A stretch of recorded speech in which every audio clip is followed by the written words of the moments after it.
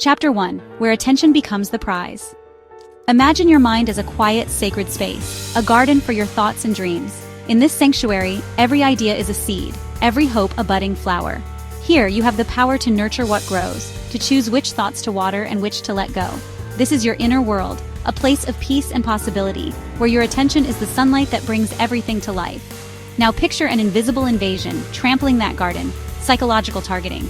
It's as if unseen forces are stepping on your dreams, muddying the soil, and leaving confusion in their wake.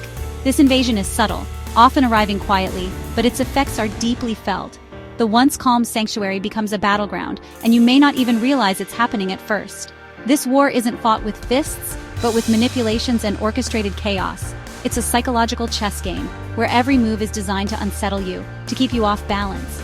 The noise and confusion are weapons, and the battlefield is your mind. The real target? Your attention, your most valuable resource. Where your focus goes, your reality follows. If someone can hijack your attention, they can shape your perceptions, your emotions, and even your decisions. Your focus is the gateway to your inner world, and whoever controls it, controls your experience of life. Manipulators know this. They want to control your attention to control you. Their tactics are subtle, making you question your sanity and feel constant anxiety. They plant seeds of doubt, create confusion, and keep you guessing. The more you try to make sense of their actions, the more entangled you become in their web. It's a slow erosion of your confidence and clarity. Strange coincidences and patterns aren't accidents. They're calculated distractions. These are deliberate attempts to keep your mind spinning, to make you hyper-vigilant and suspicious. The more you notice, the more you're pulled away from your own priorities, and the more you lose touch with your inner calm.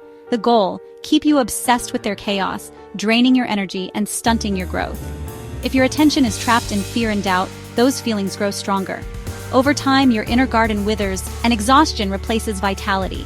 You may find yourself unable to rest, your mind racing with worries that aren't even your own. Narcissists and organized stalkers are experts at this, creating situations that demand your vigilance. The more you analyze them, the less you nurture your own life. Their goal is to keep you looking over your shoulder, always on edge, so you never have the peace to focus on your own growth and happiness. Recognizing this dynamic is the first step to freedom. You're not imagining it. The fight is real but winnable. Awareness is your shield. When you see the game for what it is, you can begin to reclaim your power and restore your inner peace. Recovery starts by consciously withdrawing your attention from the chaos and turning it inward. Reclaim your mental territory, one focused thought at a time. Each moment you choose to focus on your own well-being, you strengthen your inner sanctuary. It's a process of gentle, persistent self-care. By controlling your awareness, you begin to rebuild your inner sanctuary. With every act of mindful attention, you restore peace to your garden, and your true self can flourish once again. Chapter 2. Attention and Awareness in the Face of Trauma. To heal from trauma, it's essential to understand the tools you already possess, your attention and your awareness. These are the foundations of your inner world, and learning to use them skillfully can transform your healing journey. Think of attention as your mind's spotlight. You have the power to choose where it shines, what it illuminates, and what it leaves in the shadows. This spotlight can help you focus on what matters, but it can also be hijacked. Manipulators and abusers often fight to control this spotlight, keeping you locked in cycles of fear, anxiety, and self-doubt.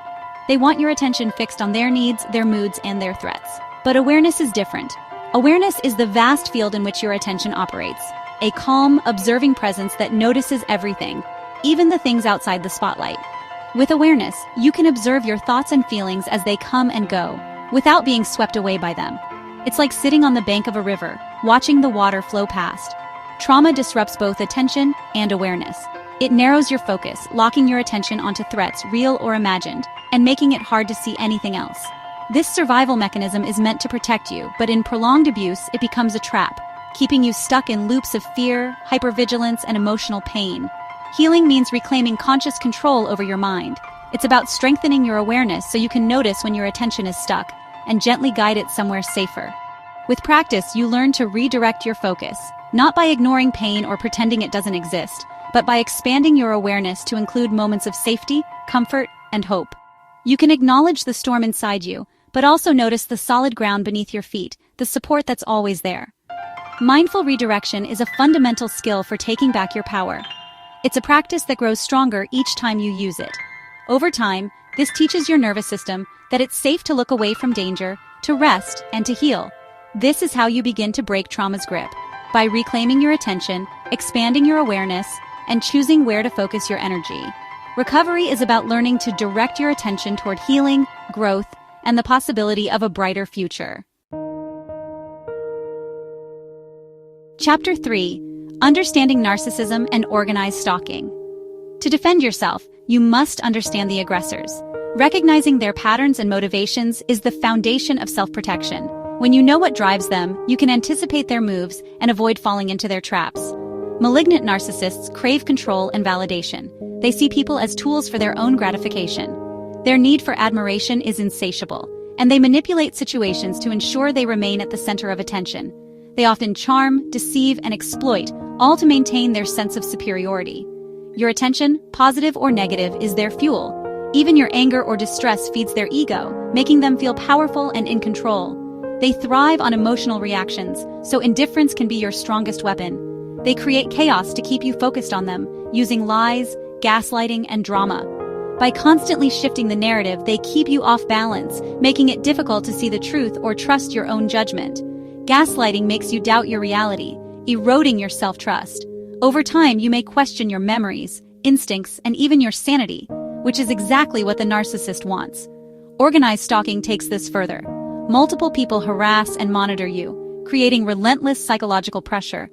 This coordinated effort can make you feel surrounded, watched, and utterly alone, intensifying your anxiety. Tactics include synchronized noise, workplace mobbing, and constant surveillance. These actions are designed to disrupt your peace, making everyday life feel unpredictable and unsafe. The aim: isolate you, destroy your reputation, and keep you anxious. By turning others against you, they cut off your support systems, making you easier to control. Narcissists may recruit others, flying monkeys, to help, using social pressure and plausible deniability. These enablers may not even realize they're being manipulated, but their actions amplify the harm. Each incident seems minor, but together, they create an inescapable atmosphere. The cumulative effect is overwhelming, leaving you feeling powerless and constantly on edge. This isn't about physical violence, it's about dismantling your sense of safety and reality. The psychological wounds can be deep and long-lasting, affecting every aspect of your life. The ultimate goal is to dominate your psychological state. When you feel isolated and confused, you're easier to manipulate and control. Understanding these tactics is the first step to breaking free. Knowledge is your shield. By learning to recognize these behaviors, you can reclaim your power, set boundaries, and begin to heal. Chapter 4: Tactics of Attentional Hijacking. Abusers are masters of hijacking your attention. Intermittent reinforcement, alternating kindness and cruelty, keeps you fixated on them, desperate for peace. They plant ideas and fears through suggestion and repetition, priming your mind to see patterns and messages everywhere. This creates obsessive thought loops, consuming your mental energy. Gaslighting erodes your self-trust, making you doubt your perceptions and depend on the abuser for reality. Social isolation narrows your world, cutting you off from support and making the abuser's voice dominant. With nowhere else to turn, your attention is trapped. These tactics work together to keep you focused on the abuser and their chaos. Recognizing these patterns is crucial. Awareness breaks the spell. Reclaim your focus, and you reclaim your power. Chapter 5: The Psychological Toll of Sustained Targeting. The constant pressure of psychological targeting is like daily poison. Your nervous system is stuck in fight or flight, leading to exhaustion and health problems. Mentally, you may develop complex PTSD, persistent shame, emotional turmoil, and distorted self-perception. Joy and connection fade, replaced by dread and hopelessness. Cognitive overload causes brain fog, making it hard to concentrate or remember. This isn't your fault. It's the result of relentless stress. The worst damage is to your sense of self and trust in the world. Gaslighting and isolation leave you feeling alienated from others and yourself. The world becomes hostile, and you lose touch with your own values and desires. This deep wound makes it hard to form new relationships or find meaning. But understanding the toll is the first step to healing. Chapter 6: The Power of Awareness and Healing. Healing begins by turning your awareness inward. For too long, your attention was trapped by the abuser's chaos. Now consciously redirect your energy to your own inner world. Develop meta-awareness. Observe your thoughts without judgment. Notice where your attention goes and gently choose to redirect it. Use sensory anchors, your breath, the ground beneath your feet, to return to the present. Each time you shift focus from trauma to the present, you rewire your brain for safety. Progress is gradual. Perfection isn't the goal. Every return to your center is a victory. Reclaiming your focus starves the abuser of power. This is how you begin to heal and rebuild. Chapter 7. Forging a path to freedom and recovery. Rebuilding your life means moving from victim to survivor to thriver. First, set strict boundaries. Low or no contact with the abuser is essential. Block them, filter communications, and use third parties if needed. Next, ground yourself in the present with daily mindfulness practices. Use sensory grounding to break anxiety and flashbacks. Rebuild your support system. Reconnect with trusted friends, join support groups, and seek trauma-informed therapy. Sharing your story with others who understand is deeply validating. Finally, reclaim your identity by rediscovering passions and activities that bring you joy. Fill your life with positive experiences and rebuild your sense of self. Each joyful step is a move away from their shadow.